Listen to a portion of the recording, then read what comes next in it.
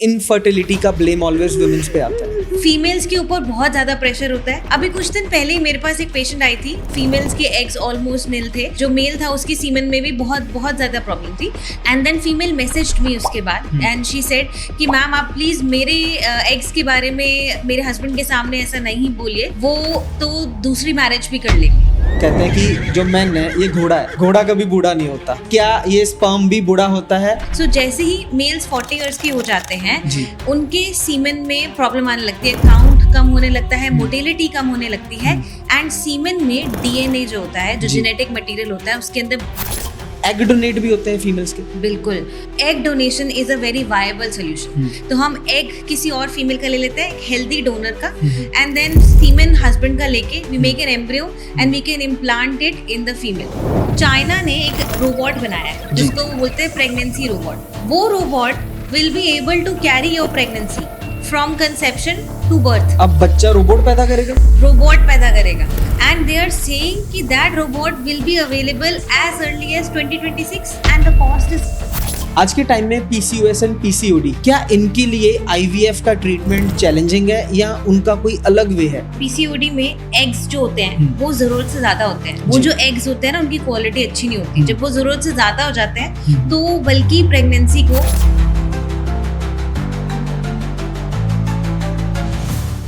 आज का पॉडकास्ट बहुत ही खास रहने वाला है।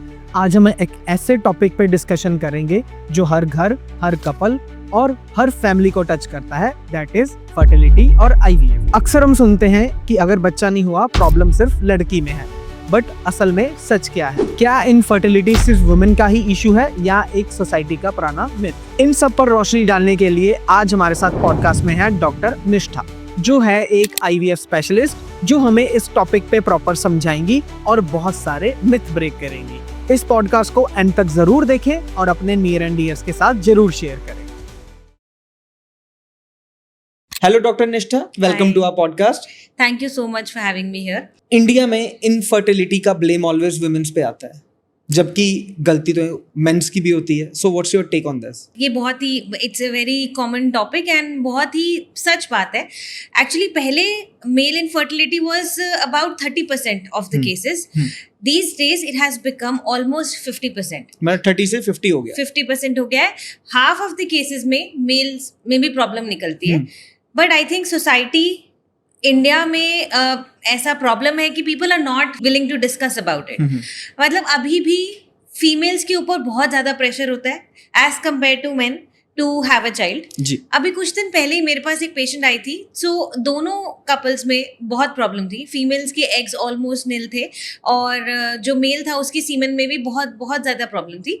तो आई टोल्ड देम कि आपको तो मतलब बच्चा करने के लिए दोनों चीजें आई थिंक आपको डोनर से जाना पड़ेगा। Then they went away and then female messaged me उसके बाद एंड शी सेड कि मैम आप प्लीज मेरे एग्स के बारे में मेरे हस्बैंड के सामने ऐसा नहीं बोलिए, वो तो दूसरी मैरिज भी कर लेंगे। तो I want every possible solution. तो अगर कोई भी ऐसी दवाई है जो एग्स को इंक्रीज कर पाए तो प्लीज मैं वो लेने के लिए तैयार हूँ। मीन्स इस प्रेशर में कपल्स में डिस्टेंस और दूसरी मैरिज के ख्याल भी आने लग जाते हैं। बिल्कुल बिल्कुल, मतलब औरतों की सिचुएशन बहुत ज्यादा खराब है अभी भी। इट्स 2025, जी दुनिया इतनी आगे बढ़ गई है। मतलब आई एम नॉट सेइंग कि पहले से इम्प्रूवमेंट नहीं आई है, पहले से बहुत ज्यादा एक्सेप्टेंस आई है, but still we have a long way. But इस मामले में सोच तो 90s वाली है अभी भी। अनफॉर्चुनेटली यस, है ना। बहुत सारे लोग एंड एक मतलब ऐसा एक मुझे एक और पेशेंट याद आता है कि जिसमें mother in law she came with her daughter in law and she wanted to talk about कि उनको बच्चा नहीं हो रहा है, आप बताइए। I saw all the investigations. तो हस्बैंड का semen analysis was not there. तो आई सेड कि अच्छा ठीक है, हम एक बार स्कैन करते हैं to see the eggs and husband को अभी वो बुला लीजिएगा सीमेन एनालिसिस के लिए। तो जैसे ही पेशेंट उठ के बाहर गई स्कैन कराने के लिए, तो उसकी मदर इन लॉ बोलती है कि मैम मेरे बेटे में तो प्रॉब्लम है ही, स्टार्टिंग से ही है, पर मैं इसको बता देती तो मेरे बेटे की शादी तो नहीं होने वाली थी। तो अब हमें जाना तो डोनर स्पर्म से ही पड़ेगा। हम 2-3 डॉक्टरों से पूछ चुके हैं, पर आप इसको मत बताइएगा। बट ये कितनी हैरानीजनक बात है कि अपने बेटे की लाइफ बनाने के लिए उन्होंने ये झूठ बोला सबसे पहले। बिल्कुल, आई मीन उस बेचारी लड़की को तो पता ही नहीं था कि क्या हो रहा है। वो तो बहुत सारे डॉक्टर के पास जा जाके अपने बारे में टेस्ट करा रही है, पता कर रही है कि क्या प्रॉब्लम है क्या नहीं है, जबकि प्रॉब्लम तो कुछ और ही है। और एंड में वो खुद पे ही ब्लेम डालेगी। I know this is very sad, but अब आई थिंक अभी हमें थोड़ा और एजुकेट करने की जरूरत है उस बारे में। मेल्स को थोड़ा सा ओपन अप होने की जरूरत है। मेल्स को थोड़ा सा मतलब आई थिंक एक काउंसलर की बहुत जरूरत है हर आईवीएफ सेंटर में या हर फर्टिलिटी सेंटर में। वो counsellor should give counselling to couples individually also and together, and it should be private and anonymous. मतलब उनको it should not be disclosed what are the things going on inside that room. I think उससे थोड़ा better हो पाएगा। आपकी counselling with main most common questions क्या है? Main सबसे पहले आके ये पूछते हैं, कई लोग तो सीधा आके बस यही पूछते हैं, मैम ये बताओ कि इसमें क्या प्रॉब्लम है। मतलब मेरे पार्टनर में क्या प्रॉब्लम है। जिससे थोड़ा बहुत मुझे गुस्सा भी आता है कभी कभी, बट देन हमें तो आई जस्ट टेल देम कि अभी हम सारे पहले टेस्ट कराएंगे and then we will come to a conclusion. And I am very frank with my patients. I say कि देखो प्रॉब्लम दोनों में है, पर दोनों प्रॉब्लम्स का सोल्यूशन पॉसिबल है ना। अब ना कुछ चीजें नेचुरली ऐसी हैं। अब क्या है ना, जैसे अगर सीमेन में थोड़ी सी प्रॉब्लम है तो आजकल आईवीएफ में इतनी एडवांसमेंट आ गई है कि वो थोड़ी सी प्रॉब्लम इन द सीमेन वो ओवरकम हो जाती है। टेक्नोलॉजी आ गई है। वेयरएज अगर फीमेल के एग्स कम हो जाए तो उसका कोई सोल्यूशन नहीं है अभी तक। There is no medicine in the world जो एग्स का काउंट बहुत ज्यादा इंक्रीज कर काउंट बढ़ सकता है बट एग काउंट नहीं बढ़ सकता। हाँ, मतलब सीमेन काउंट बढ़ सकता है। मीन सीमेन काउंट को अगर कम भी है तो वी कैन डू इक्सी। हाँ, we can do ICSI, we can do certain procedures जिसकी वजह से वो जो कमी है वो ओवरकम हो जाती है। वेयरएज फीमेल्स की जो एग अगर कम हो जाए तो अनफॉर्चुनेटली हमें फिर वो एग्स बाहर से लेना और वो सब चीजें करनी पड़ती हैं। अब ये तो नेचुरल है और चीजें चल रही है इस बारे में, पर इसका बहुत ज्यादा फायदा भी उठाया जाता है जी। इसके लिए फीमेल्स को बहुत परेशान भी किया जाता है कभी कभी। बेस्ट स्पर्म काउंट क्या होना चाहिए एक मैन का? So, मतलब I don't think there is anything known as best semen count, पर yes, WHO के हिसाब से कुछ पैरामीटर्स डिफाइंड हैं जो मतलब उनने स्टडी करी all over the world population, and then they have seen कि 95% ऑफ मेल्स जो खुद से कंसीव रिप्रोड्यूस कर पा रहे हैं उनके सीमेन पैरामीटर्स को देख के उन्होंने कुछ पैरामीटर्स बनाए हैं कि अगर सीमेन में वो सारे पैरामीटर्स इस लेवल से ऊपर है then it is called a normal semen sample. जैसे काउंट हो गया 16 million, right, and then motility should be about 42%, morphology should be more than 4%, something like that जी। इनफर्टिलिटी और सेक्सुअल प्रॉब्लम को लेकर अक्सर जो मेल हैं वो डॉक्टर के पास आने से कतराते हैं। ये डर है, एम्बैरेसमेंट है या एक male ego? See I think male ego है क्योंकि अवेयरनेस कम है। ठीक है, उनको कभी इस बारे में एजुकेट ही नहीं किया गया है कि ये चीज़ ट्रीटेबल है जी, राइट।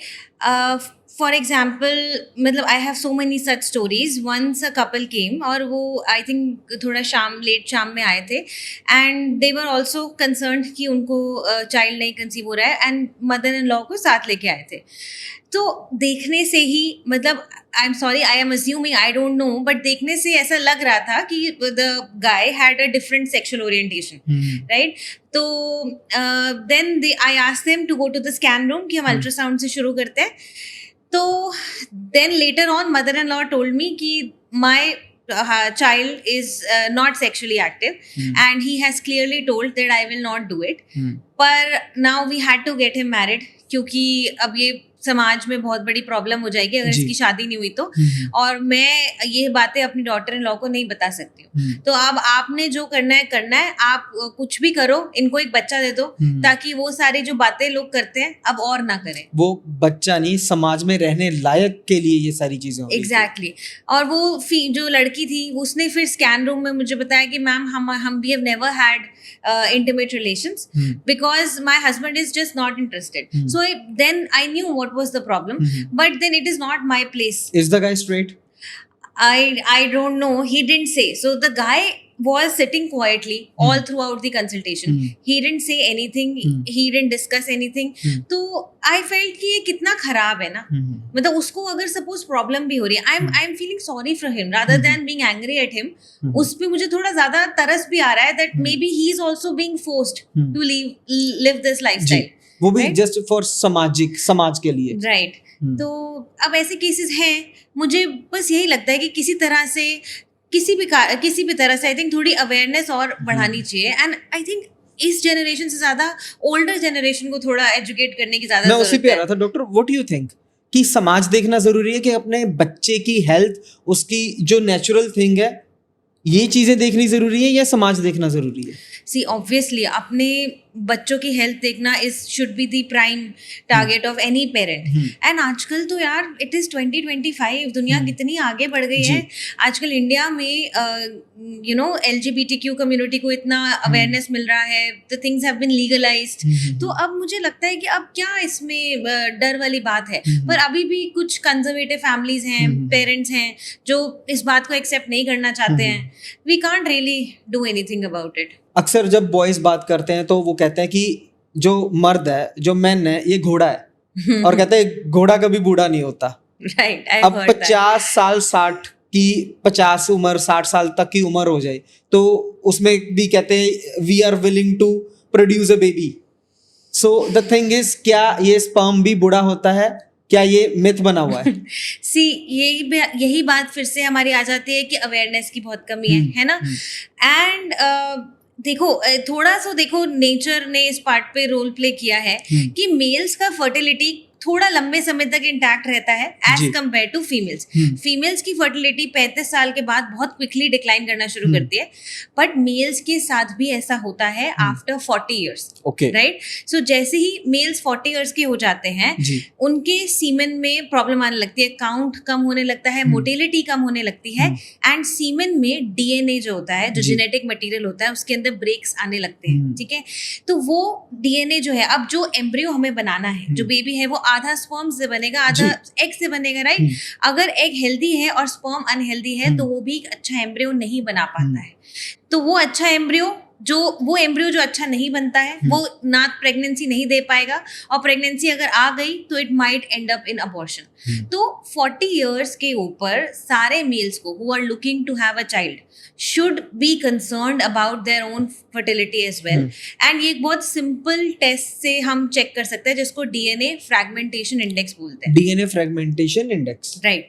बहुत सिंपल सा एक टेस्ट है. सीमन आपको सैंपल देना होता है. आई थिंक 1-2 घंटे में उसकी रिपोर्ट भी आ जाती है. एंड देन उससे आपका पता चलता है कि आपका DFI कितना रेस्ड है. If it is more than 25%, then it is significantly raised and it requires treatment for 3 months. So with that treatment, then you need to repeat the DFI test, and if it is low, only then you proceed for your semen sample for making the embryo. जी. Right. आज से बहुत साल पहले एक movie आई थी Vicky donor. मैं भी स्पेशल वो देखने गया था क्योंकि हमने कभी इस टॉपिक पे बारे में सुना ही नहीं था. तो फर्स्ट टाइम हमने तब मेरे को भी पता चला कि स्पर्म डोनेशन होती है. जैसे स्पर्म डोनेट होता है वैसे क्या एग डोनेट भी होते हैं फीमेल्स के? बिल्कुल. आजकल एग डोनेशन बहुत कॉमन, बहुत एक्सेप्टेबल एंड बहुत ही वाइड मार्केट बन गया है. एंड टू सम एक्सटेंट इतना अवेयरनेस हो गया है कि लोग उसको एक्सप्लॉइट करने लगे हैं. So what happens is, like I said हमारे प्रीवियस क्वेश्चन में, कि एग्स को कोई भी दवाई, कोई चीज रिजुविनेट नहीं कर सकता है. लाइक अगर एक एग दिख रहे हैं तो एक का 2 हो सकता है, एक के 10 नहीं हो पाएंगे कभी भी. राइट. तो जो फीमेल्स अनफॉर्चुनेटली लेट हो गई हैं, अब उनके लिए क्या सोल्यूशन है? तो अब egg donation is a very viable solution. तो हम एग किसी और फीमेल का ले लेते हैं, एक हेल्दी डोनर का, एंड देन सीमेन हस्बैंड का लेके we make an embryo and we can implant it in the female. और हमारे एग डोनर्स जो हैं दे शुड बी हेल्दी. तो उनकी एज स्पेसिफाइड होती है. They usually between 23 to 35 years of age. उनकी पूरी हिस्ट्री ली जाती है, उनका पूरे ब्लड टेस्ट होते हैं टू सी कि कोई मेजर प्रॉब्लम तो नहीं है. ब्लड टेस्ट में थैलेसीमिया वगैरह के सारे टेस्ट होते हैं. एंड देन उनके स्कैन्स होते हैं टू सी कि उनके फॉलिकल्स कैसे हैं. एंड ऑल्सो फिजिकल कैरेक्टरिस्टिक्स देखे जाते हैं. Then we select that person as a donor. Body तो जिम में बन जाती है. क्या डंबल्स उठाकर स्पर्म या फर्टिलिटी को और स्ट्रॉन्ग किया जाता है? ये ना एक बहुत ही कॉमन सा मिथ है ना, कि जितने भी मेल्स ज़्यादा हैवी मस्कुलर मेल्स होते हैं, ऐसा लगता है कि वो ज़्यादा माचो हैं और बहुत ज़्यादा ऐसा लगता है कि बहुत मर्दानगी है उनमें. बट एक्चुअली उनका सीमेन सबसे खराब होता है. क्योंकि क्या होता है ना, अगर बॉडी देखो, जिम जाना बुरी बात नहीं है, जिम जाओ, एक्सरसाइज करो, नेचुरल प्रोटीन्स लेके बॉडी बनाओ, उसमें कोई बुरी बात नहीं है. बट पीपल जो बहुत ज्यादा जिमिंग करते हैं, they usually revert to steroids. तो अब जिम में वो जो स्टेरॉइड्स खाते हैं, उसके बारे में अब आपके जिम ट्रेनर ने आपको बोल दिया जी ये ले लो, इससे बॉडी बन जाएगी, पर उसने उसके साइड इफेक्ट्स आपको नहीं बताए जी, राइट. तो वो स्टेरॉइड्स एक्चुअली आपके टेस्टोस्टेरोन के लेवल को कम करते हैं, ड्रॉप हो जाता है एंड आपका सीमेन प्रोडक्शन कम हो जाता है. यूजुअली जब कोई ऐसा मेल या ऐसा कपल ओपीडी में एंटर करता है ना, तो मेरा तो ऑलमोस्ट एक बायस बन गया है कि मुझे पता रहता है कि इनके सीमेन में प्रॉब्लम होगी. अब फिर उनको ये बात समझाना भी बड़ा मुश्किल होता है कि आपने जो स्टेरॉइड्स खाए हैं ना, उस वजह से ऐसा हो रहा है. पहली बात तो लोग एक्सेप्ट ही नहीं करते कि हमने स्टेरॉइड्स लिए हैं. हाँ, और अगर कोई एक्सेप्ट कर भी ले तो फिर वो चले जाता है कि नहीं नहीं मैडम कुछ नहीं पता, ऐसा थोड़ा ना होता है. अब इतनी बसल बॉडी मेरी है, इससे सीमन पैरामीटर्स का क्या लेना देना है. मतलब वो मस्कुलर के साथ अपनी मर्दानगी को एसोसिएट करने लग जाते हैं, राइट. तो मतलब वो स्टेरॉइड्स बहुत हार्मफुल है, बहुत केयरफुल अमाउंट में या नहीं खाने चाहिए. आई थिंक नेचुरल प्रोटीन से बनाई हुई बॉडी इज बेस्ट जी. बट डॉक्टर, बहुत सारी गर्ल्स की भी डिमांड होती है कि मेरा जो पार्टनर है वो इतना मस्कुलर हो, उसके ये एब्स हो, उसका ये हो, उसका वो हो. फिर दोनों तरफ गलतियां तो है ना. बिल्कुल ऐसा है, पर आई थिंक फीमेल्स को तो मस्कुलर इंसान चाहिए, पर उनको ये नहीं पता ना कि वो जो डिमांड कर रही है. आई थिंक देखो, बॉडी बनाना इज गुड, उसको स्लोली बनाना चाहिए. You should not run after results. ये थोड़ी कि 6 महीने में एब्स बाहर आ रहे हैं. एग्जैक्टली. जिन लोगों की से 6 महीने में तुरंत बॉडी बन जाती है ना, उनमें तो आपको जरूर सस्पेक्ट करना चाहिए कि उन्होंने कुछ स्टेरॉइड्स या कुछ लिया होगा, जिस वजह से सीमेन पैरामीटर्स पे फर्क पड़ता है. तो आई थिंक दोनों तरफ थोड़ा सा एजुकेशन होना चाहिए इस बारे में. अब आते हैं एक सेंसिटिव और पर्सनल जोन पर. क्या मल्टीपल पास्ट रिलेशनशिप या प्री मैरिटल सेक्स आपकी जो फर्टिलिटी है उसको डैमेज कर सकता है? No, absolutely not. देखो, प्री मैरिटल सेक्स एंड से एक्चुअली तो मुझे लगता है कि थोड़ा सिचुएशन और थोड़ा सोसाइटी मुझे लगता है बेटर ही होता है.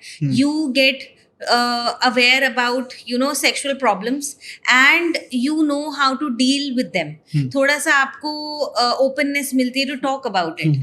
इंडिया में एक बहुत बड़ी प्रॉब्लम है ना कि प्री मैरिटल सेक्स को इतना टाबू बनाया हुआ है कि इंडिया में मुझे आई फील कि क्योंकि प्री मैरिटल सेक्स इतना बड़ा टैबू है एंड सेक्स एजुकेशन तो होती ही नहीं है, इज नॉन एग्जिस्टेंट, तभी इंडिया में इतने ज्यादा सेक्सुअल ऑफेंसेस होते हैं. Because males are not taught about it. They don't know what is right and what is wrong. They don't know what is consent. तो I think we are going of point. But pre marital sex आपकी fertility को किसी भी तरह से harm नहीं करता है. पर हाँ, मतलब प्री मैरिटल की हिस्ट्री लेना इम्पोर्टेंट है in an infertile couple, because sometimes 2 people come in as a couple and वो बोलते हैं कि we're not able to conceive. Now if you dive in deeper in the history, तो कभी कभी ऐसा निकलता है कि the male has had premarital intercourse with somebody and that female got pregnant. So you have a hint कि हाँ ठीक है, ये normal होगा, semen is okay because इनकी एक pregnancy पहले रही है. बट वो पार्टनर ने शेयर करते हुए इंडिविजुअल शेयर करते होंगे, तो वो हमसे इंडिविजुअली बात करते हैं, तो we know कि हाँ चलो ये पैरामीटर हो सकता है ठीक रहा हो, तो अभी हमें इनको ज्यादा ध्यान देना है जी. तो वो चीज इंपॉर्टेंट है. Otherwise I think it is okay, it doesn't hamper your fertility. सबसे पहले ये बताएं कि IVF की जरूरत ही क्यों है?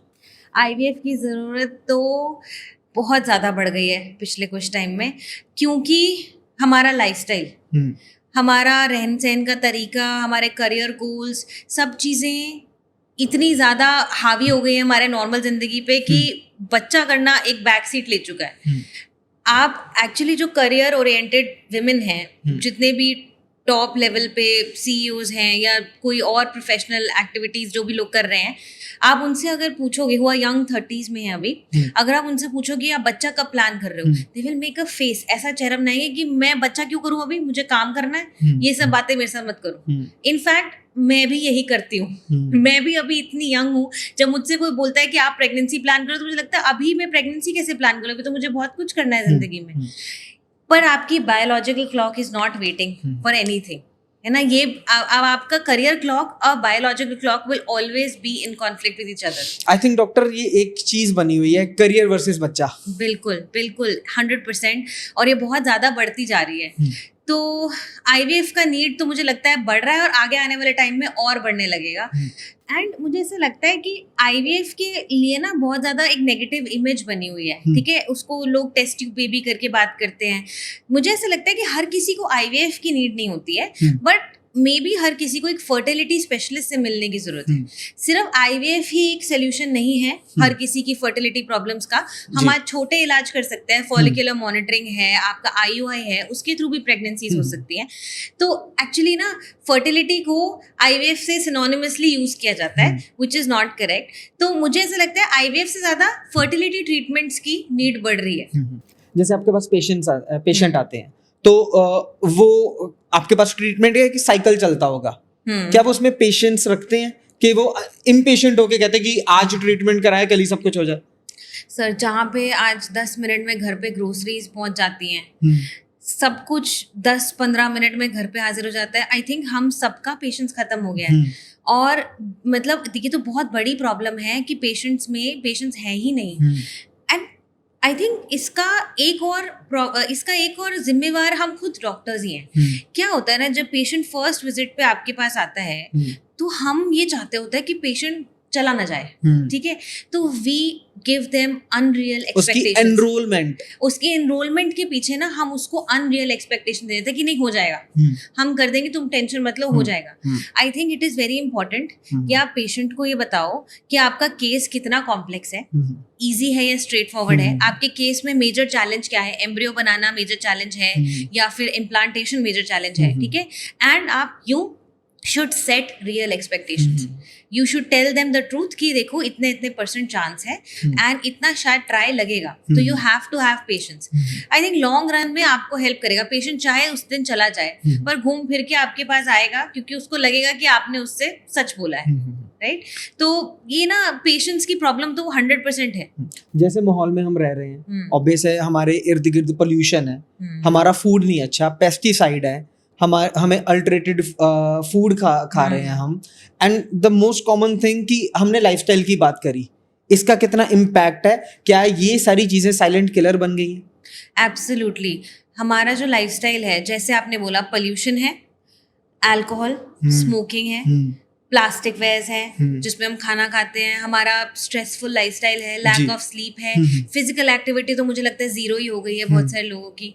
तो ये सब चीजें हम क्या बोलते हैं ना कि अगर किसी प्रोसीजर का सक्सेस रेट 75% अगर हम कोट कर रहे हैं, तो 25% जो कह रहे हैं कि हमें नहीं पता क्या कारण है कि आपका सक्सेस क्यों नहीं हुआ, I feel all these factors play a very major role, है ना। जो आयुर्वेदा है, it is dealing with this only.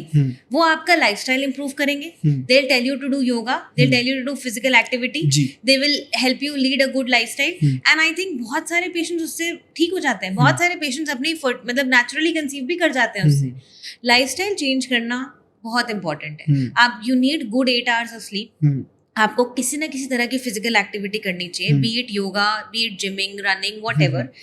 Green leafy vegetables, उससे ज़्यादा इम्पोर्टेंट कुछ भी नहीं है। डाइट बहुत अच्छी होनी चाहिए। बाहर का खाना, मतलब अब भाई ये तो नहीं कह सकती कि आप पूरी तरह से बंद कर दो, that is also unreal, but कोशिश करनी चाहिए कि जो भी खाने का मन है, you cook it in your house, that is much better than ordering from outside. And stress नहीं लेना चाहिए। अब ये कह देना बहुत आसान होता है ना कि स्ट्रेस नहीं लेना चाहिए, पर जो कपल जिसको 7 साल से प्रेगनेंसी नहीं हो रही है, वो तो स्ट्रेस में रह गई, उसके पेरेंट्स स्ट्रेस में है, सोसाइटी स्ट्रेस में है, सब लोग स्ट्रेस में है, पर फिर भी उनको कोशिश करनी चाहिए कि इस चीज को अपने पे इतना मत हावी होने दो। ओव्यूलेशन के टाइम पे स्ट्रेस में की गई इंटीमेसी क्या कंसीव करने में दिक्कत करेगी? नहीं। सो आई फील अभी रिसेंटली एक आर्टिकल आया था कि your semen carries that stress that you have in your mind. तो सीमेन क्वालिटी भी खराब होती है, एग क्वालिटी भी खराब होती है स्ट्रेस से।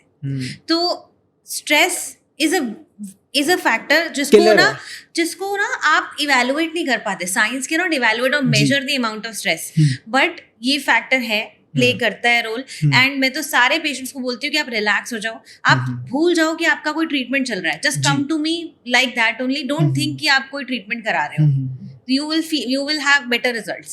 As per the data हम भी रिसर्च कर रहे थे, तो हमारे सामने एक क्वेश्चन आया, हमारे पास एक आर्टिकल आया, उसमें था कि पहले 45-50 के बाद मेनोपॉज होता था, आज वही मेनोपॉज 35-36 की एज में हो रहा है और फर्टिलिटी खत्म हो रही है। ये चल क्या रहा है? ये भी एक साइलेंट पैंडेमिक है, पता है, प्री मेच्योर मेनोपॉज या फिर जिसको हम प्री मेच्योर ओवेरियन फेलियर बोलते हैं जी, is a silent pandemic going on, जिसके बारे में कोई उतनी बात नहीं कर रहा है। तो आजकल इतना कॉमन हो गया है, 30 से लेके 35 के इयर्स की फीमेल्स में मैंने इतने पेशेंट्स देखे हैं जिनके एग्स खत्म हो चुके हैं। एग्स खत्म हो गया मतलब ओवरीज जो है they are becoming silent, ovaries की रिप्रोडक्टिव कैपेबिलिटी खत्म होती जा रही है जी। नाउ कॉज तो समझ नहीं आता है। मोस्टली पेशेंट्स में कहीं ना कहीं जेनेटिक हिस्ट्री निकलती है कि मेरी मम्मी के साथ भी ऐसा हुआ था जी। या मेरी दादी के साथ ऐसा हुआ था, पर कुछ फीमेल्स में कोई जेनेटिक हिस्ट्री नहीं निकलती है। तो उसमें तो लाइफस्टाइल ही एक मेन कारण है। जितने पोल्यूशन और जितने खराब लाइफस्टाइल, स्ट्रेसफुल लाइफस्टाइल में हम जी रहे हैं, that will cause this. And mostly cases में हाँ जेनेटिक कॉज भी होता है। तो हर फीमेल की रिप्रोडक्टिव साइकिल अपनी ओन है, हर फीमेल की क्लॉक अपने हिसाब से चल रही है, तेज या कम इसका कुछ नहीं पता। इसलिए आई बिलीव ये तो मुझे लगता है कुछ टाइम बाद ना एक स्क्रीनिंग बन जाना चाहिए। जैसे आजकल सर्वाइकल कैंसर और ब्रेस्ट कैंसर की स्क्रीनिंग होती है ना, मुझे लगता है 30 इयर्स पे एवरी 2 ईयरली या एवरी ईयरली ओवेरियन काउंट या एग रिजर्व की स्क्रीनिंग हो जानी चाहिए सब फीमेल्स में, so that we can prevent infertility और टाइमली चीजों को हम मैनेज कर पाए। जी, इतना ज्यादा बढ़ गया है अब। आज के टाइम में पीसीओएस एंड पीसीओडी बड़ा कॉमन हो गया वुमेन्स में। क्या इनके लिए आईवीएफ का ट्रीटमेंट चैलेंजिंग है या उनका कोई अलग वे है? देखो पीसीओडी तो इतना कॉमन हो गया है, पहले था कि हर 8 में से एक फीमेल को पीसीओडी है जी। मेरे हिसाब से तो आजकल हर 4 में से एक फीमेल पीसीओडी है। और पीसीओडी के बड़े सारे ना स्पेक्ट्रम है जी, it is not one defined thing. तो क्या होता है पीसीओडी में एग्स जो होते हैं वो जरूरत से ज्यादा होते हैं जी। नाउ अब आप सोचे कि एग्स ज्यादा है तो फर्टिलिटी तो सही रहनी चाहिए, पर ऐसा नहीं होता। वो जो एग्स होते हैं ना उनकी क्वालिटी अच्छी नहीं होती। जब वो जरूरत से ज्यादा हो जाते हैं तो बल्कि प्रेगनेंसी को हिंडर करते हैं।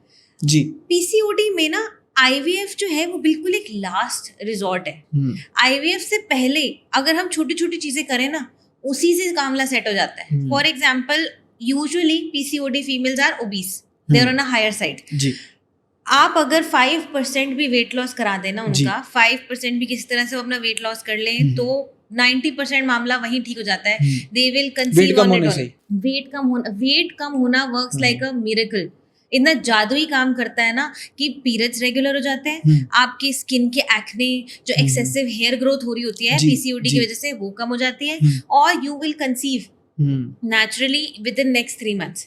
तो पीसीओएस में मुझे ऐसा लगता है आईवीएफ में जाने से पहले आप अपने डॉक्टर से मिलो, गायनेकोलॉजिस्ट से मिलो या फर्टिलिटी स्पेशलिस्ट से मिलो और आप पहले छोटी छोटी चीजों पे काम करो। ठीक है, अगर इससे ना काम हो, अब देयर आर फीमेल्स जो नहीं कर पाती है वेट लॉस, हार थक के आ जाती है कि मैम मेरे से तो नहीं हो रहा वेट लॉस, तो मैं नहीं कर सकती। तो उनको हम बोलते हैं चलो ठीक है, फिर हम दवाइयाँ देना शुरू करते हैं और हम पहले नेचुरली ट्राई करने का प्रयास करते हैं। उसके बाद भी अगर प्रेगनेंसी नहीं ठहरती है फिर हम जाते हैं कि हाँ चलो अब आईवीएफ करा लो। पिछले 10 साल का डेटा उठा के देखें तो इंडिया में IVF centres back to back open हो रहे हैं। क्या ये कमर्शियलाइजेशन है या इनकी डिमांड भी है? मुझे ऐसा लगता है कि दोनों ही हैं, थोड़े थोड़े फैक्टर्स। डिमांड तो देखो डेफिनेटली बढ़ी है। 2014 में आप मान लो 600-700 कुछ आईवीएफ क्लिनिक होते थे इंडिया में। 2025 में 3000 से ज्यादा आईवीएफ क्लिनिक है इंडिया में, आज के डेटा के अकॉर्डिंग 3000 से ज्यादा। और आईवीएफ इंडस्ट्री पहले ऐसे 2020 या 2019 की बात करें तो 40-50 बिलियन की इंडस्ट्री थी। Right now it is 120-130 billion industry है and it is rising upwards. तो डिमांड तो 100% बढ़ी है क्योंकि लाइक आई सेड हमारे लाइफस्टाइल की प्रॉब्लम है, लोग बच्चे करना नहीं चाह रहे हैं अभी। तो मतलब आईवीएफ क्लिनिक सिर्फ इसलिए नहीं हो रही कि लोगों को प्रेगनेंसी नहीं हो रही, लोग प्रेगनेंसी डिले करना चाह रहे हैं तो उसके सॉल्यूशंस ढूंढ रहे हैं आजकल। तो उस वजह से भी मुझे लगता है कि आईवीएफ क्लिनिक तो मतलब जो बड़े हैं, डिमांड तो 100% है, पर कहीं कहीं हाँ ओवर कमर्शलाइजेशन हो गया। जैसे ब्यूटी पार्लर जैसे खुल गए हैं नुक्कड़ कोने में, हर कोई बंदा आईवीएफ कर रहा है आजकल। तो वो भी थोड़ा मुझे लगता है गलत है। लोगों के इमोशंस के साथ थोड़ा लोग ज्यादा प्ले करते हैं। लोग फटाफट से बोल देते हैं चलो आईवीएफ करा लो, इजी वे आउट हो गया हर चीजों के लिए ना। लोग नेचुरली कंसीव कराने का ट्राई नहीं करते। तो हाँ ओवर कमर्शलाइजेशन तो है।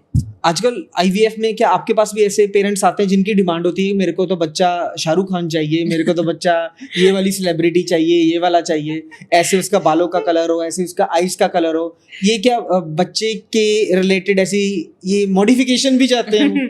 बिल्कुल चाहते हैं भाई। अगर लोगों का बस चले तो सब लोग ऐसे फिरंगी बच्चा ले लें, ठीक है ना। लोग तो चाहते हैं कि बिल्कुल गोरा चिट्टा सुंदर लंबा, ठीक है, आंखें उसकी ब्लू कलर की हों, बाल उसके ब्राउन कलर के हों। लोगों की तो बहुत सारी डिमांड्स होती हैं और थोड़ा हाई क्लास सोसाइटी में थोड़ा ज़्यादा डिमांड्स रहती हैं, राइट। बट और मतलब आई टेल यू, ये जो साइंस है इसके पीछे, ये पॉसिबल है, ये आ गई है अब। अच्छा, जीन एडिटिंग आ गया है, मतलब हम बच्चा अपने तरीके से मॉडिफाई करवा सकते हैं इसे? बिल्कुल। मतलब अभी ये इंडिया में नहीं आया है बट ये टेक्नोलॉजी एग्जिस्ट करती है, क्रिस्पर टेक्नोलॉजी बोलते हैं, जिसमें जीन्स को एडिट कर देते हैं। मतलब देखो, आपकी हाइट के जीन्स, आपका स्किन कलर का जीन्स है, बहुत सारे जीन्स होते हैं वो, ठीक है। सब चीज़ों को स्टडी करना तो मुश्किल है, पर आजकल आ गया है कि वो स्पेसिफिक जीन को हटा देते हैं और दूसरी जीन्स इंसर्ट कर देते हैं और फिर वो डीएनए प्रोलिफरेट करता रहता है। तो you can get a tailored made baby. अभी उस पे हर वर्ल्ड ने, मतलब सारी गवर्नमेंट्स ने रोक लगा रखी है कि this is playing God, you can not do ये तो नेचर के साथ खिलवाड़ है। You can not do this. आप मतलब what is the end to this? उसके बाद अब क्या होगा? ऐसे तो लोग फौजें खड़ी कर लेंगे, जैसे वो कैप्टन अमेरिका नहीं था जिसको उन्होंने एक सीरम पिला दिया था, मस्कुलर सीरम, बस वैसे ऐसे तो लोग फौजें खड़ी करने लग जाएंगे। So this is like playing God. तो अभी इस पे रोक लगी हुई। अभी कुछ टाइम पहले चाइना में एक साइंटिस्ट है, उन्होंने एक एम्ब्रियो के जीन को एडिट किया और उसको HIV रेजिस्टेंट बना दिया, राइट, कि उस बेबी को या उस इंसान को HIV नहीं हो सकता। अब पहले ही वो, हाँ, एक जीन होता है हमारी बॉडी में जो हमें HIV प्रोन बनाता है कि वो वायरस हमें इन्फेक्ट कर पाएगा। उन्होंने वो जीन को निकाल दिया। तो even though he did it for a better purpose, पर if they would have allowed this to happen तो it would have been used for some other things. तो उसको तो जेल हो गई है, ही इज बिहाइंड बार्स। वो बिल्कुल ही रोक दिया गया है चाइना में अब कि ये टेक्नोलॉजी अभी हम यूज नहीं कर सकते। We don't know about the future, but अभी तो ये टेक्नोलॉजी पॉसिबल है पर हो नहीं रही है अभी। डॉक्टर, दैट मीन्स फिर आने वाले समय में, चलो आज की नहीं बात कर रहे, आज से आने वाले 30-40 साल बाद की बात करते हैं, फिर तो हर बंदा नेचुरल वे से बेबी पैदा करना ही बंद कर देगा। वो तो पहले ही कहेगा कि मेरे को जी बच्चा ऐसा चाहिए, मेरे को क्रिकेटर चाहिए, मेरे को एक गोल्फ खेलने वाला चाहिए, मेरे को Formula 1 ड्राइवर चाहिए। बिल्कुल, जिनके पास मीन्स हैं या अफोर्ड करने के लिए वो तो बिल्कुल ऐसा कर सकते हैं। तभी तो मुझे लगता है कि इट इज इम्पोर्टेंट कि हम एक पॉइंट पर रुक जाए। Science can only progress this far. ये तो वही बात होगी, मेरे को एंटरप्रेन्योर चाहिए, बिल्कुल मेरे को स्पोर्ट्समैन चाहिए। सो काफी खतरनाक काम होने वाला है आने वाले समय में। साइंस कभी कभी कैन टेरिफाई यू। और मतलब साइंस की इनोवेशंस तो ऐसी हो गई हैं, रोज न्यूज में कुछ कुछ नया आता है। बट अभी हाल फिलहाल में एक बड़ी इंटरेस्टिंग बात आई है। चाइना ने एक रोबोट बनाया है जिसको बोलते हैं प्रेगनेंसी रोबोट। तो उन्होंने फीमेल्स को सरपास कर दिया है। वो robot will be able to carry your pregnancy from conception to birth. अब बच्चा रोबोट पैदा करेगा एंड दे आर सेइंग कि that robot will be available as early as 2026। 3 महीने बचा है 2026 में, वो कह रहे हैं 2026 से। And the cost is 12 lakh rupees. मतलब ऐसे करोड़ों नहीं मांग रहे हैं वो आपसे। सो यू थिंक कितना अफोर्डेबल है? 12 लाख दो और बच्चा ले जाओ। यहाँ तो लोग करोड़ों की गाड़ियां खरीद लेते, 12 लाख तो उनके लिए क्या है? एग्जैक्टली। बट मुझे ऐसा लगता है कि कुछ चीजें ना नहीं बननी चाहिए। जो चीज आई थिंक जो गॉड ने बनाया है, if you should let it be like that, है ना। लोगों की हेल्प करना अलग बात है, बट वो तो हम सरोगेसी से भी कर ही रहे हैं, है ना। आई थिंक जैसे रोबोट्स ये बन जाएंगे तो फीमेल्स का कोई रोल नहीं रह जाएगा ना फिर प्रेगनेंसी में। They will be merely egg donors हो गई। तो कितना एथिकल है उस पर तो भी मतलब आई थिंक डिबेट चल रही है।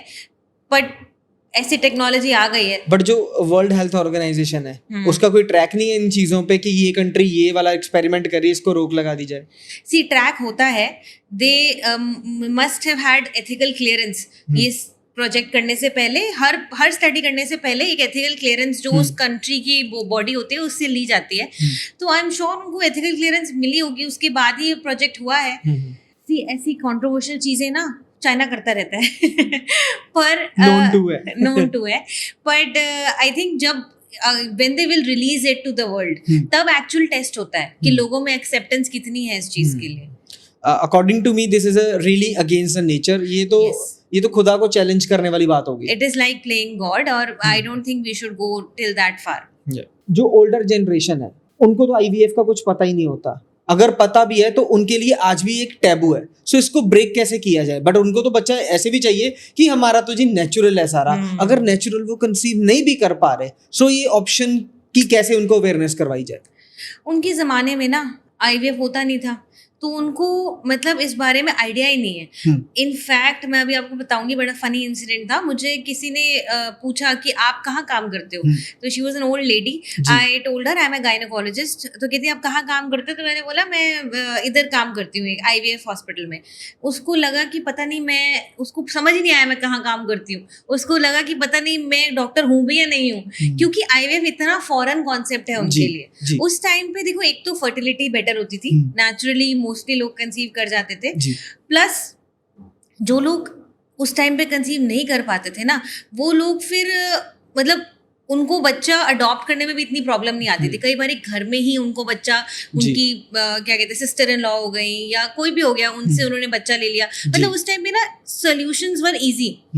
इस टाइम पे बहुत ज्यादा अवेयरनेस हो गई है, लॉज भी स्ट्रिक्ट हो गया, अडॉप्शन लॉज भी बहुत स्ट्रिक्ट हैं. तो इस सब के चलते हुए लोगों को समझ आने लगा है कि इस जनरेशन को तो एटलीस्ट कि IVF is a safe and an affordable thing. It is become affordable. अब जैसे जैसे यंग जनरेशन को पता चला है, वैसे वैसे अब ओल्डर जनरेशन को अडेप्ट करना पड़ता है. तो आजकल मैंने देखा है बहुत सारे इन लॉज आते हैं कपल्स के साथ काउंसलिंग के टाइम पे कि हमारे बच्चों को क्या प्रॉब्लम है, आगे क्या करना है. वो लोग समझते हैं कि आईवीएफ क्या होता है, और फिर वो लोग अग्री करते हैं कि हाँ ठीक है, हम ये ट्रीटमेंट कराएंगे. तो थोड़ा चेंज आ रहा है धीरे धीरे. अब बहुत सारी ओल्ड जनरेशन. हाँ, एक बार ऐसी मैं शॉप में किसी से मिली थी, एक लेडी से. शी वाज 50 years और समथिंग, एंड ऐसी बातचीत होने लगी. And then she told me, she asked me कि आप क्या करते हो. तो मैंने बोला I am an IVF specialist. And she started crying. She said I could not know, I didn't know कि क्या हुआ. मैंने कहा क्या हुआ, तो शी सेड कि I don't have a child. तो मैंने उनसे पूछा आपकी एज कितनी है. कहती कि मेरी एज तो 50 अबव हो गई है. मैंने कहा ओहो, हम 50 से ऊपर तो अभी आपकी हेल्प नहीं कर पाएंगे. But she said I wish मेरे टाइम पे आईवीएफ होता तो मेरा I could have had a child. मतलब तो आई थिंक अब लोगों में थोड़ा सा अवेयरनेस आ रही है. जी. वैसे आईवीएफ कितना पुराना कॉन्सेप्ट है? आईवीएफ बहुत पुराना कॉन्सेप्ट नहीं है, ये अभी कुछ 50 साल की बात है. I think first IVF baby was born in 1978 England में जो है. तो मतलब इट इज कम 50 इयर्स पहले जब फर्स्ट आईवीएफ बेबी बोर्न हुआ था, तब भी बहुत रेजिस्टेंस आई थी, बहुत ज्यादा, कि ये तो it is playing with nature, it is playing like God, आप कैसे ह्यूमंस बना सकते हो लैब में. बहुत सारे उस टाइम पे भी इश्यूज आए थे. बट धीरे धीरे जब लोगों को उसके फायदे दिखे तो पीपल इवॉल्व्ड. और आजकल तो आईवीएफ गली नुक्कड़ हर जगह घुस गया है, सबको पता है, वेरी कॉमन. अक्सर पेरेंट्स ये सोचते हैं कि अगर वो स्पर्म या एग बाहर से ले रहे हैं तो बच्चा वो उनका नहीं होगा. सो ये क्या कंफ्यूजन है? ये तो एक बड़ा ही मिसकंसेप्शन है. एंड आई थिंक मेरा every day, half of the day goes in explaining the couples कि एग डोनर या स्पर्म डोनर में कोई प्रॉब्लम नहीं होती है. तो बेसिकली होता क्या है, अगर हमने सपोज एग बाहर से ले लिया और स्पर्म हम हस्बैंड का ले रहे हैं, तो स्पर्म वाले जेनेटिक मटेरियल तो आ ही रहे हैं ना एम्ब्रियो में. तो बच्चा 100% फादर से कहीं ना कहीं मिलता जुलता होता है. एंड सेम वे अगर हमने स्पर्म बाहर से ले लिया और एग फीमेल का लिया है, तो बच्चा माँ से मिलता जुलता होगा. ठीक है. एंड इवन दो अगर हमने दोनों चीजें भी हमने डोनर ले ली है, ठीक है, देयर आर पेशेंट्स जिसमें हम एग और स्पर्म भी बाहर से लेते हैं. बच्चे की शक्ल हो सकता है डोनर पे निर्भर करती हो, पर बच्चे की आदतें सिर्फ पेरेंट्स पे निर्भर करती है कि उसकी परवरिश कैसे हुई है. उसका आपके जेनेटिक से या आपके डोनर की लाइफस्टाइल से कोई लेना देना नहीं होता. बच्चे तो बच्चे होते हैं, उनको आप जो सिखा दोगे वो सीख जाएंगे. बिल्कुल, परवरिश मैटर करती है. बिल्कुल. और ये चीज लोगों को सिखाने में और समझाने में बहुत मुश्किल होता है. बहुत पेशेंट्स बोलते हैं मैम डोनर कैसा होगा, डोनर हमारे जैसा होगा नहीं होगा. तो देखो मैं उनको बोलती हूँ ये इंडिया है, ठीक है, तो डोनर्स आपको बहुत हाई फाई डोनर्स तो नहीं मिलेंगे, राइट. डोनर्स तो होते हैं वही लोग जिनको हो सकता है पैसों की जरूरत हो, राइट।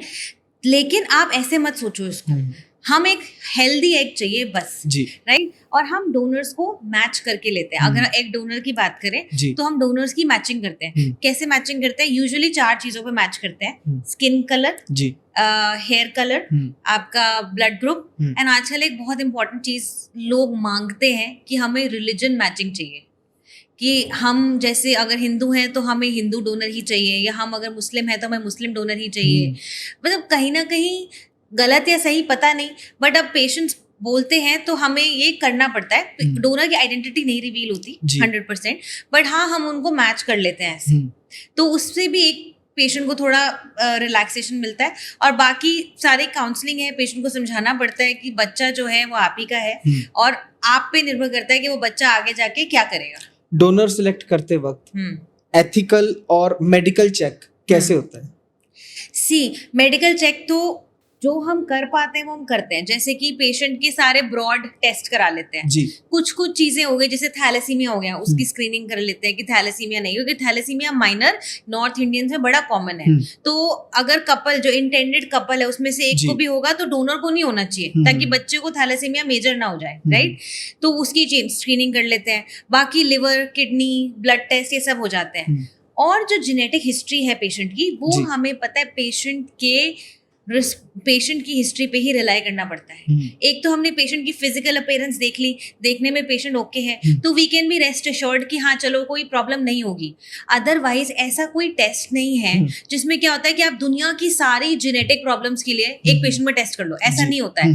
आपको कोई स्पेसिफिक चीज किसी पेशेंट में रूल आउट करनी है कि मेरे पापा को थी या मेरे इस पहले बच्चे को है, हम चाहते हैं कि डोनर में वो ना हो, तो वो एक चीज रूल आउट हो सकती है। फॉर एग्जाम्पल कैंसर की हिस्ट्री है, हाँ, तो ये डोनर की हिस्ट्री में ना हो कोई जेनेटिक प्रॉब्लम है तो वो डोनर में उसका टेस्ट हो सकता है। पर you can not screen a donor for every possible genetic disease in the world. You can not do that, there is no test like that. And अगर हम लोग भी अपना टेस्ट कराएं ना तो हम में भी कुछ ना कुछ प्रॉब्लम निकल आएगी जो इनसिग्निफिकेंट है, जिसका कोई लेना देना Nobody नहीं is perfect. यस तो मैं अपने पेशेंट को ये बोलती हूँ कि जेनेटिकली हम सब कुछ नहीं देख पाते हैं। We need a healthy donor with good eggs, जी दैट इज इट। यही एक फंडा है। और बाकी तो देखो थोड़ा बहुत तो हिस्ट्री पे रिलाई करना ही पड़ता है। अब एक होपफुल और इमोशनल थिंग है कि अगर किसी वुमेन को कैंसर है तो उसे क्या फर्टिलिटी लूज होने का डर है? अगर डर है तो इसे कैसे ओवरकम किया जाए? बड़ा ही अनफॉर्चुनेट लगता है मुझे जब ऐसी यंग फीमेल्स आती हैं हमारे पास जिनको कैंसर होता है और जिनको कैंसर का ट्रीटमेंट लेना होता है। जी तो कैंसर ट्रीटमेंट में स्पेशली रेडियोथेरेपी से एंड कीमोथेरेपी से there is risk of losing fertility. ठीक है, ओवेरियन फंक्शन, हार्मोन्स, ये सब डिस्टर्ब होने का चांसेस होते हैं। तो हम उन पेशेंट्स को गाइड करते हैं फर्टिलिटी प्रेजर्वेशन के लिए। और इंडिया में सब अवेलेबल है, सब कुछ, मतलब आजकल सब कुछ आ गया है। तो फर्टिलिटी प्रेजर्वेशन का मोस्ट कॉमन तरीका क्या होता है कि आप एग्स को प्रिजर्व कर लो। अगर अनमैरिड फीमेल है तो यू प्रिजर्व द एग्स, अगर मैरिड फीमेल है तो आप एम्ब्रियो बना के फ्रीज कर लो। तो मतलब आजकल एग फ्रीजिंग, एक तो सोशल एग फ्रीजिंग हो जाती है कि किसी को लेट मैरिज करनी है तो वो आजकल एग फ्रीज करा रहे हैं, और दूसरा मोस्ट कॉमन कारण यही होता है कि कैंसर रिलेटेड प्रॉब्लम्स के लिए लोग एग फ्रीज कराते हैं जी। एंड आजकल तो ये बहुत ही एक बोन बन गया है, जैसे कि ना एक वरदान होता है कि हम कुछ भी ट्रीटमेंट कराएं, we can have our children later on. तो हम एग भी फ्रीज करा सकते हैं, हम थोड़ा ओवेरियन टिश्यू भी फ्रीज हो जाता है आजकल। ओवेरियन टिश्यू फ्रीज करने से और भी कई फायदे होते हैं। उसमें क्या होता है ना, जैसे आपको मेनोपॉज आ गया जी, है ना, आपने कैंसर कराया ट्रीटमेंट एंड देन आपकी ओवरी शट डाउन हो गई और मेनोपॉज आ गया।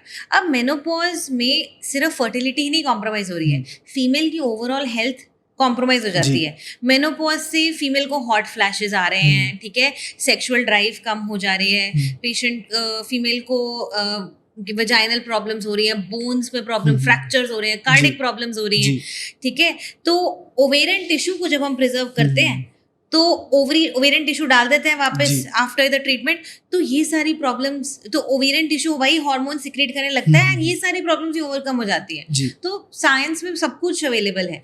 मैं तो हर पेशेंट को ये बोलती हूँ कि आपके आसपास भी कोई ऐसा पेशेंट है जो कैंसर के थ्रू जा रहा है, वी जस्ट नीड 10 days जी, just 10 days to take out their eggs and then you can go ahead with your cancer treatment. And semen preservation भी एक option है. Semen males के लिए भी अगर option valid है. मेल्स में ये प्रॉब्लम है, बिल्कुल, आप semen preserve करा लो. जी. अब बात करते हैं नेक्स्ट जेन टेक्नोलॉजीज की. जैसे नॉर्मल IVF और 3 पेरेंट IVF में सबसे ज्यादा डिफरेंस क्या है, और इन पेशेंट्स को ये ट्रीटमेंट रिकमेंड किया जाता है, किन पेशेंट्स को रिकमेंड किया जाता है? सो 3 पेरेंट IVF ना 2 तरह से कह सकते हैं हम. जी. ठीक है. एक जो कन्वेंशनल जो डेफिनेशन है 3 पेरेंट IVF की, उसमें ये होता है कि हमारे सेल में एग्स में 2 चीजें होती हैं. एक होता है न्यूक्लियस, एक है माइटोकॉन्ड्रिया. तो हमारी जो जेनेटिक डिजीजेस हैं वो न्यूक्लियस से भी ट्रांसमिट होती हैं और माइटोकॉन्ड्रिया से भी होती हैं. जी. तो 3 पेरेंट IVF में क्या करते हैं, वो एक डोनर एग लेते हैं ऑफ अ फीमेल जिसको माइटोकॉन्ड्रियल डिजीज नहीं है. ठीक है. उस एग में से वो न्यूक्लियस को बाहर निकाल लेते हैं. They take the nucleus from the mother, the intended mother. जी. तो genetic qualities आपकी मदर की होती हैं. जी. And the cell and mitochondria of that donor. And जो sperm लेते हैं जी. वो फादर का ले लेते हैं. So इसको भी हम 3 parent IVF बोलते हैं. जी. This is done in females. Actually mitochondrial diseases जो होती हैं, they are rare but they are lethal. Ji. Right, they can be life threatening. So उन diseases को overcome करने के लिए this is a new technology, not being done regularly everywhere. High end technology है. India में भी अभी तक मैंने नहीं, I have not gone through it, so मुझे नहीं आइडिया है, but it is happening in the world. And second, एक 3 parent IVF की जो एक definition है वो ये भी होता है in foreign countries where IVF is legalized for same sex couples. जी. For example, एक lesbian couple है where 2 females want to have a child. So एक फीमेल से एग लिया जाता है जी. एंड उस एग को इंसेमिनेट करते हैं डोनर स्पर्म से, and the embryo is then implanted into the other female. So that can also be called as a 3 parent IVF baby. जी. तो I think this is majorly meant for same sex couples. पर India में unfortunately same sex couples are legalised but they can not have baby through IVF. Single women and married couples, they can have IVF. जी. Heterosexual couples. जी. Homosexual couples and single men cannot have baby through IVF or surrogacy in India. इस सब को देखते हुए एक बड़ा सवाल बनता है कि फ्यूचर में IVF ट्रीटमेंट कितने एक्सेसिबल, सेफ और अफोर्डेबल बनेंगे. क्या मिडिल क्लास फैमिली भी इनको अफोर्ड कर पाएगी? So IVF अभी ही बहुत एक्सेसिबल और बहुत अफोर्डेबल हो गया है. Middle class families are already doing it. Ji. And India, if you talk about it, is I think is the best market for IVF because it is most accessible, most affordable. Ji. I have seen people come from US, UK, Dubai, all over the world ji. to India for IVF because it's way cheaper here. And it is way affordable and accessible. मतलब whatever you want, you can get it here. Whereas in other countries, they have very strict guidelines to follow. Ji. So for example, they have tried 1-2 cycle female के egg से, एक cycle female के egg से किया, and we know कि उसका egg count कम है, age ज़्यादा है, quality कम होने वाली है. So the cycle has unfortunately failed. Ji. But they will still try through her eggs only till 2 to 3 cycles so that the female falls into that definition of recurrent implantation failure. Ji. Whereas in India, you have an option. You will be given an option right in the second cycle. What do you want? Do you want a donor egg? Do you ji. want to go with your own eggs?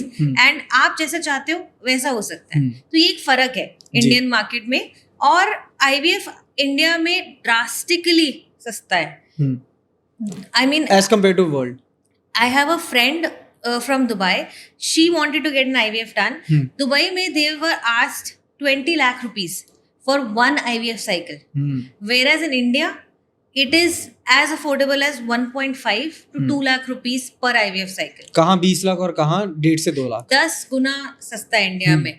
And US and UK तो आप भूल ही जाओ. जी. Right? तो it is already very well affordable and accessible, and आगे आने वाले time में I am sure हम जो कॉस्ट है ये भी सिर्फ इसलिए है because most of the things are being manufactured outside जी and the technology is little expensive जब हम उसको बाहर से इम्पोर्ट कराते हैं. जी as soon as we get it made in India ये और सस्ता हो जाएगा. कभी कभी किसी कपल को कोई प्रॉब्लम नहीं होती, फिर भी उनको आईवीएफ के लिए बोला जाता है, ये कैसी सिचुएशन में बोला जाता है? तो देखो, एक तो ये बहुत बड़ा मिसकंसेप्शन है कि आईवीएफ सिर्फ उन्हीं कपल्स के लिए यूज होता है जिनको बच्चा नहीं हो रहा होता है. जी there are so many other indications of IVF. Like suppose कल परसों मेरे क्लिनिक में एक पेशेंट था जी जिनके 10 अबॉर्शंस हैं. 10 abortions means a lot. And abortions का मोस्ट कॉमन कारण क्या होता है?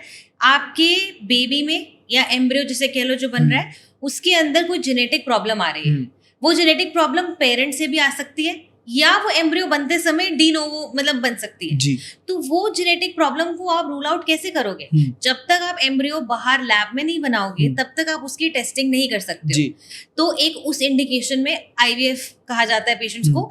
उनको प्रेगनेंसी कंसीव करने में कोई प्रॉब्लम नहीं होती है पर उनकी प्रेगनेंसी चल नहीं पाती है आगे, तो उसके लिए आईवीएफ इंपॉर्टेंट है. सेकेंड, अगर पेरेंट्स में कोई नोन डिसऑर्डर है, सपोज पेरेंट्स दोनों थैलेसीमिया माइनर है, राइट, और उनको चाहिए कि देयर इज अ चांस कि आपके बच्चे को थैलेसीमिया मेजर हो जाए, 25% चांस तो है, तो उस केस में भी आईवीएफ हेल्प करता है क्योंकि हम एम्ब्रियो बाहर बनाते हैं, मतलब मोटा मोटा बच्चा बाहर बना रहे हैं तो उसकी टेस्टिंग कर पाते हैं उस जीन के लिए, उसको रूल आउट करे एक हेल्दी बेबी को डाल सकते हैं. तो this is also another indication of IVF. तो आईवीएफ सिर्फ उन्हीं कपल्स के लिए नहीं है जिनको प्रेगनेंसी नहीं हो रही होती है. जी एक अनदर साइड भी है. इंडिया में आईवीएफ का मतलब समझा जाता है कि हमें पहले ही बच्चा पैदा होने से पहले उसका जेंडर पता चल जाएगा. ये आईवीएफ इसीलिए करवाया जा रहा है आजकल क्या इंडिया में कि पहले हमें जेंडर रिवील हो जाएगा?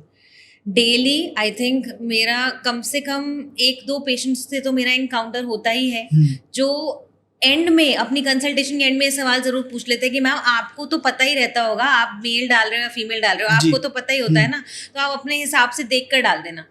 उनको ये समझाना बहुत मुश्किल होता है कि पहली बात तो ये गलत है और सेकंड चीज हमें ये बात नहीं पता होती है. सो इंडिया में PCPNDT करके एक एक्ट है जिसके अंतर्गत किसी को भी ये पता नहीं चलता है कि आप कौन सा एम्ब्रियो ट्रांसफर कर रहे हो. फॉर एग्जाम्पल, आपने भ्रूण यहाँ लैब में बनाया, ये एम्ब्रियो लैब में बनाया, तो वैसे भी हमारे पास जो माइक्रोस्कोप से उससे ये नहीं पता चलेगा कि इसका क्रोमोसोम क्या है अनलेस हमने उस एम्ब्रियो को टेस्ट किया. एंड इवन इफ हमने उस एम्ब्रियो को किसी भी कारणवश टेस्टिंग के लिए भेजा है, जेनेटिक टेस्टिंग जैसे हमने बात करी, उसमें उस टेस्टिंग वाले इंसान को हो सकता है पता हो कि इसका क्रोमोसोम क्या है, बट वो ना हमारे सेंटर के एम्ब्रियोलॉजिस्ट ना हमारे डॉक्टर्स तक ये बात पहुंचती है. तो हमें इस बात का कोई भी आइडिया नहीं होता है कि ये मेल बेबी है या फीमेल बेबी. इट इज मतलब this we are totally blind about it. और जेंडर सिलेक्शन की बात तो मतलब मुझे लगता है कि 2025 में लोग ये बातें अभी भी क्यों कर रहे हैं. It is such a sad state of affairs. एक टाइम की बात है 2004 में जब हरियाणा में सेक्स रेशियो जो है 893 होता था. उसके बाद एक आई बेटी पढ़ाओ बेटी बचाओ अभियान, उससे एक्चुअली सेक्स रेशियो बहुत इम्प्रूव हुआ है. 2004 से 2014 की बात करें तो वो 923 पे पहुंच गया था एंड आज 2024 में वो फिर डिक्लाइन हो गया, 910 पे आ गया है. तो it is a worrisome condition. और तो अभी एक नया रूल आया है हरियाणा में कि अगर किसी भी कपल को एक फीमेल चाइल्ड है तो they can not go for IVF without court's permission. They need a genuine reason to go for second child through IVF. हाँ बिल्कुल, लीगैलिटीज आ गई है. उनको कोर्ट मैंडेट चाहिए होता है करने के लिए. दैट्स ओके कि लॉ बना है, बट क्या ये कपल्स के एक फ्रीडम को नहीं छीन रहा कि उनकी मर्जी नहीं चलेगी कि वो अपनी मर्जी से और बच्चा कर पाए थ्रू आईवीएफ? बच्चा गलत चीजों के लिए हो रहा हो तो this should not be allowed, right. कि आप पेरेंट्स के राइट्स के बारे में बात कर रहे हैं. Think about the right of that unborn female child जिसके रिपीटेड अबॉर्शंस हो जाते हैं. थिंक अबाउट कि अगर आगे जाके ऐसे लोग सिर्फ मेल्स के लिए ही आईवीएफ कराते रहे एंड सेक्स सिलेक्टिव आईवीएफ कराते रहे तो एक टाइम आएगा जब फीमेल्स खत्म हो जाएंगी तो फिर ये आगे पॉपुलेशन कंटिन्यू कैसे करेगी. So you need to have a balance, right. There are countries जैसे कि दुबई, थाईलैंड, सिंगापुर, जहां आप सेक्स डिटरमाइन करा के आईवीएफ करा सकते हो, जी जहाँ पे आपकी बैलेंसिंग एक एड्स आती है, बैलेंसिंग आईवीएफ, जिसमें if you have one male child they will give you a female child, if you have a female child they will give you a male child, but that is only possible in a population जिसमें education की कमी ना हो, जिनको female foeticide का डर ना हो, वहां पे जहाँ पे इतना फीमेल रेशो कम ना हो। इंडिया में अनफॉर्चुनेटली अभी बहुत ज्यादा मिथ्स हैं फीमेल्स को लेके, एजुकेशन है, बहुत ज्यादा टैबूज हैं, तो इंडिया में आई थिंक ये जो पीसीपीएनडीटी एक्ट है जो इस चीज पे रोकथाम लगाती है, इट इज आई थिंक अ बून। जैसे इंडिया आईवीएफ का हब बनता जा रहा है पूरी दुनिया में, फॉरेनर्स खुद आ रहे हैं इंडिया में आईवीएफ करवाने, बट यही हमारे कुछ इंडियन लोग हैं जो बाहर जा रहे हैं आईवीएफ करवाने के लिए। Why it's like that? एक ही कारण है, इंडिया से कोई बाहर नहीं जाता आईवीएफ कराने, बिकॉज इंडिया में आईवीएफ बहुत ही सस्ता और बहुत ही अफोर्डेबल है। There is only one reason जिसके लिए लोग इंडिया से बाहर जा रहे हैं आईवीएफ कराने, that is this gender selection. Thankfully इसका अवेयरनेस उतना नहीं है पॉपुलेशन में, वरना जो लोग अफोर्ड कर पाते हैं वो सभी चले जाएंगे इंडिया के बाहर जेंडर सिलेक्टिव आईवीएफ कराने के लिए, but that is the only reason जो लोग बाहर जा रहे हैं। कुछ कंट्रीज की हम रील देखते हैं, वो जेंडर रिवील की रील्स होती हैं, वो एक सेलिब्रेशन करते हैं कि अगर पिंक आया तो गर्ल, अगर ब्लू आया तो बॉय। तो ऑब्वियस है कि इंडिया में ये चीजें बैन है, बट क्या हमारे इंडियंस उस कल्चर को देखते हुए ये चीजें अपना रहे हैं? एजुकेटेड लोग तो अपनाते हैं, बट वहां पे फीमेल चाइल्ड आता है अगर जेंडर रिवील में तो उसको भी सेलिब्रेट किया जाता है। इंडिया में ऐसा नहीं होगा अनफॉर्चुनेटली, क्योंकि आई हैव सीन इट। ये सिर्फ कहने की बातें नहीं है, ये रोज होता है हमारे साथ। एज अ डॉक्टर्स हम रोज ऐसे कपल से मिलते हैं जो लिटरली बेग करते हैं कि हमें प्लीज एक लड़का दे दो। हम उनके पास बच्चा नहीं होता है, 7 साल 8 साल हो गए हैं शादी को, they don't have a child, they still want the male child only. It is such a sad state of affairs. तो आई फील कि इंडिया में जैसा अभी लॉ है, I think it should be more strictly implied, there should be no leniency to that. Last month मैंने एक article पढ़ा था, डिंक लाइफस्टाइल। ये अब क्या नई टर्म चल रही है डिंक लाइफस्टाइल की? So DINK is double income and no kids. ये आजकल का हमारा जो लाइफस्टाइल है उससे पैदा हुआ है ये लाइफस्टाइल कि दोनों पेरेंट्स वर्किंग है जी। सी कॉस्ट ऑफ लिविंग, इन्फ्लेशन, ये सब तो इतना बढ़ गया है, this is very common knowledge. अब उसको घर लेना है, गाड़ी लेनी है, करियर में आगे बढ़ना है, सब कुछ करना है, और आपकी natural cycle is not waiting, your biological clock is not waiting for anybody ji. So people are so busy in their own lifestyle to earn more that पहले क्या होता था कि एक ही आदमी कमा रहा है फैमिली में, फादर कमा रहा है, मदर घर पे है, mother is taking, and they used to have 2 to 3 kids, ठीक है, that is single income and so many kids. और अभी पैसे ज्यादा हो गए हैं, people are, both of them are earning and still they have no kids because time ही नहीं है किसी के पास बच्चा करने को। and also lifestyle इतना खराब है, ये इतना स्ट्रेस है कि चाह के फर्टिलिटी भी कॉम्प्रोमाइज है, बच्चे हो भी नहीं पा रहे। जी जी। IVF is known for twins and triplets babies, ये ऐसा टैग क्यों लगता जा रहा है? तो ऐसा है ना, पहले IVF में क्या होता है कि अगर हम 2 एम्ब्रियोज ट्रांसप्लांट कर रहे हैं या 3 एम्ब्रियोज डाल रहे हैं तो सक्सेस बढ़ जाती है, ठीक है।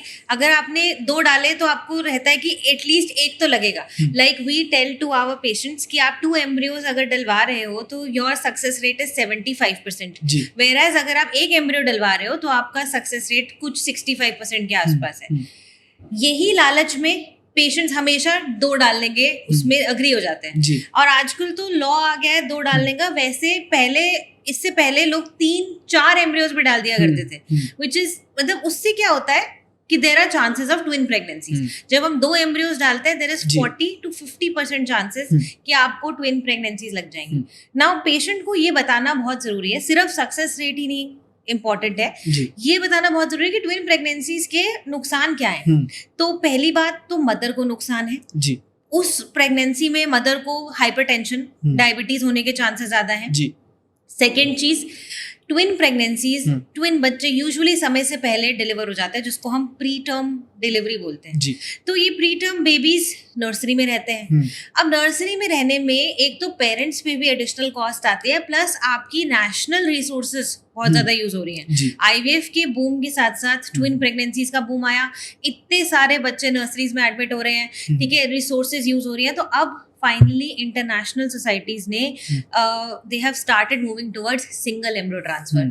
दे हैव इनफैक्ट अब जैसे हमारा एक ऑस्ट्रेलियन ऑर्गेनाइजेशन है, आरटैक बोलते हैं उसको, जी जब उसका जैसे यहाँ पे NABH है, हाँ जी तो आरटैक का भी ना एक सेंटर्स को सर्टिफिकेट मिलता है, जी। This centre is ARTAC certified. तो वो आरटैक जो है will not give you certification if you are not doing more than 60% single embryo transfers. तो आपको सिंगल एम्ब्रियो ट्रांसफर्स के लिए पुश कर रही है सारी इंटरनेशनल सोसाइटीज, जी। Because it will lessen the burden of the mother as well as on the child. As you discuss embryo, आज से कुछ समय पहले एक बॉलीवुड मूवी भी आई थी गुड न्यूज, जिसमें वो एम्ब्रियो मिक्सअप हो गया था। क्या रियल लाइफ में भी ऐसे इंसिडेंट होते हैं? तो हाँ, रियल लाइफ में ऐसे इंसिडेंट्स होना बहुत कॉमन था पहले। एक ह्यूमन एरर है, यू नो, लैब में ह्यूमंस काम कर रहे हैं तो ह्यूमन एरर हो सकता है, वायल्स मिक्सअप हो सकते हैं। तो ऐसा पहले हुआ करता था, पर आजकल there is a new technology called RI witness system. तो ये क्या होता है, इसमें ना हर टेस्ट ट्यूब, हर पीटर डिश पे एक माइक्रोचिप लगी होती है, और वो माइक्रोचिप आपके पेशेंट के कार्ड पे भी लगी होती है। जी तो जब आप लैब में काम कर रहे होते हो, और अगर सपोज एक पेशेंट का एग एक पीटर डिश में है और एक पेशेंट का एक स्पर्म एक टेस्ट ट्यूब में है, अगर आप किसी और पेशेंट का टेस्ट ट्यूब उस पीटर डिश के पास ले आए तो एक अलार्म बजने लगता है। ओके तो दिस प्रिवेंट्स एम्ब्रियो या गैमीट्स का मिक्सिंग, जो पहले होता था। एंड बिल्कुल सही दिखाया है उस मूवी में, वो राइट है दैट हाँ बिल्कुल सही दिखाया है। बट आजकल नई टेक्नोलॉजीज आ गई हैं, तो अब ये काफी हद तक कम हो गया है। एक ऐसी एक और मूवी आई थी मिमी, यस, उसमें था कि एक फॉरेन कपल था, हाँ, उसने क्या किया, पहले इंडिया में एक सैरोगेसी के लिए एक विमेन को सारा बताया गया, बट बाद में वो बैकआउट कर गए। सो इस सिचुएशन ये कैसे बनती है? क्या ये भी रियल लाइफ से इंस्पायर्ड है? बिल्कुल इंस्पायर्ड है। ये इंडिया पहले एक सरोगेसी मार्केट होता था, क्योंकि यहाँ पे सरोगेट सस्ते में मिल जाती थी एज कम्पेयर टू आप US और UK की बात करो तो। जी तो फॉरेन कपल्स यूजुअली आते थे इंडिया में on medical visas. They used to find females for surrogacy, then surrogacy करा के they used to stay here for 9 months and then take the baby home. ये बहुत commonly होता था। धीरे धीरे इस एंड फीमेल्स मान भी जाती थी because they used to get good money. अब आप किसी पुअर फीमेल को अगर आप अप्रोच करेंगे और बोलेंगे दैट 9 months के लिए आपको हम इतने लाख रुपए दे रहे हैं, तो एनीबडी वुड अग्री। पर अब इंडिया में surrogacy लॉ आ गया है जो 2021 में आया है। Now only altruistic surrogacy is allowed. What I mean by that is कि payment female को करना is not allowed. Only her medical expenses have to be paid. उसको प्रेगनेंसी के दौरान जो भी टेस्ट हैं, जो भी अल्ट्रासाउंड है, कोई किसी चीज की नीड पड़ती है, वो एक्सपेंसेस आपको देने हैं और IVF की कॉस्ट देनी है। आपको किसी जो सरोगेट है उसको पैसे नहीं देने हैं। तो एक तो वो बायस हट जाता है। सेकेंड चीज, only Indian heterosexual couples now allowed for surrogacy. मतलब same sex couples are not allowed, like we discussed. Single men are not allowed, single women are allowed, and heterosexual couples are allowed for IVF. Only Indian couples. Now foreign people cannot come to India for surrogacy. वो law के बाद है। Recently Hyderabad में surrogacy racket burst हुआ है, उसके बारे में आपका क्या ख्याल है? सो वहाँ पे एक्चुअली क्या हो रहा था कि they were scamming poor couples. So they used to tell them कि ये आपका बेबी है थ्रू surrogate, बट बाद में जब उन्होंने जेनेटिक टेस्ट कराए तो वो बेबीज उनके थे ही नहीं। मतलब ये किसी और के बेबीज किसी को दे दिए। Yes, तो वो क्या कर रहे थे, they were sourcing babies from poor people. ये जो बहुत ही poor लोग होते हैं उनको 1-1 लाख रुपए देके they were buying their babies. और उन बेबीज को वो इन कपल्स को सेल कर रहे थे for huge amount of money. तो ये रैकेट अभी तब डिस्कवर हुआ जब किसी पेशेंट ने आवाज उठाई कि ये तो मेरा बेबी है ही नहीं, वी डोंट मैच। तो तब जाके ये डिस्कवर हुआ। तो मतलब ऐसा होना बहुत ही लाजमी है, ये हो सकता है ना, जी अनलेस वी टेक मेजर्स। तो आप किसी भी क्लिनिक पे अगर सरोगेसी कराने जा रहे हैं, सबसे पहली बात तो you ask for their certification, जी you check their certificate and you see कि वो आपसे कंसेंट फॉर्म साइन करा रहे हैं नहीं करा रहे हैं, ठीक है। वो आपसे वहाँ पे और कितने कपल्स आ रहे हैं आप उनसे डिस्कस कीजिए, जिनके पास्ट वहाँ पे ट्रीटमेंट्स हुए हैं उनसे डिस्कस कीजिए, हाउ आर दे सेटिस्फाइड और नॉट। आई थिंक ये सब करना बहुत ज़रूरी हो गया आजकल के टाइम में जहाँ पे ऐसी चीज़ें हो रही हैं। इसी के रिलेटेड ये तो चलो एक रैकेट था, ऐसे एक बेंगलोर में भी केस हुआ था कि एक कपल था जो थोड़ा एज्ड हो चुका था, उनका बेटा अनफॉर्चुनेटली एक एक्सीडेंट में चल बसा, उसके बाद उन्होंने सैरोगेसी करनी चाहिए बट लॉ ने अलाउ नहीं किया, उसके बाद उन्होंने पिटीशन डाली। सो उस केस के बारे में आपका क्या विचार है? तो see there are laws for a reason. IVF की या सरोगेसी की age limit for the intended couple जो पेरेंट्स बनना चाहते हैं, फीमेल के लिए 50 इयर्स है, मेल के लिए 55 इयर्स है। एंड इसका एक कारण है, if you would allow IVF to older females above than 50 years, तो आप ये सोचो ना कि उस बच्चे का ख्याल रखने के लिए कब तक है वो माँ बाप। एवरेज लाइफ एक्सपेक्टेंसी इंडिया में कितनी है? बाय द टाइम वो बच्चा 20 साल का होगा तो पेरेंट्स 70 साल के हो जाएंगे। How will they take care of that child? सिर्फ बच्चा कर लेना ही नहीं होता है ना, उस बच्चे को एक हेल्दी लाइफस्टाइल पालना बहुत जरूरी है। तो आई थिंक वो लिमिट्स जो बना रखी हैं, they are good, they should be there. Regarding ये जो बैंगलोर वाला केस है, see there are some special circumstances जो हमारा कोर्ट ऑफ लॉ भी सुनता है। Now they already had a child 21 years old which he died in unfortunate circumstances। तो दे वेंट टू कोर्ट, उन्होंने प्ली करा कि Indian law is not allowing us for IVF या surrogacy and we want to have a child. So court ने उनकी बात सुनी and they because they were not going through IVF they allowed them to have surrogacy. Why?